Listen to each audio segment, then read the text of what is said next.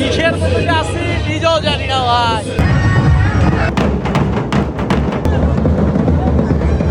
এইটা অন্যরকম এক মিরপুর। ঢাকার মিরপুরের কিংবা মোহাম্মদপুরের বিহারি পল্লীগুলোতে মহররম মানেই শুধু শোক নয়, এক গভীর সাংস্কৃতিক বহিঃপ্রকাশ। এখানে মহররমের শুরুতে গলিতে গলিতে চলে তাজিয়া বানানোর তোড়জোড়। নানান রকম ডিজাইনের নানান ধরনের তাজিয়া দেখা যায় এখানে, যেখানে ইমাম হোসেনের প্রতীকী সমাধিও থাকে।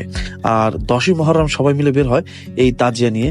শুরু হয় এক লম্বা শোক মিছিল। ঢোলের প্রকট শব্দে চলতে থাকে হায় হোসেন হায় হোসেন, বুক চাপড়ে চলে মাতম।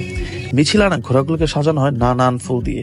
জীবন্ত ঘোড়ার পায়ে দুধ ঢেলে দেন কেউ কেউ, আবার সেসব হাতে নিয়ে কেউ কপালেও মাখেন। কেউ কেউ ঘোড়ার নিচে দিয়ে ক্রস করেন, হয়তো ভাবেন এতে রয়েছে মঙ্গল। তাজিয়া মিছিল চলতে থাকে। নানান রকম খাদ্যদ্রব্য বন্টন করা হয় আগত অতিথিদের মাঝে। খিচুড়ি, ফ্রুট, শরবত, নানান রকম আয়োজন থাকে সবকিছুতেই।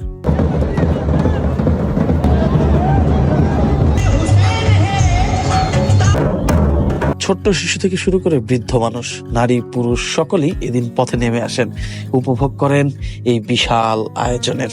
আর আপনি যদি এই চমৎকার বিশাল আয়োজন উপভোগ করতে চান, তাহলে আপনাকে আসতে হবে আগামী বছর 10ই মহররম মিরপুর 11 বিহারি ক্যাম্পের দিকে।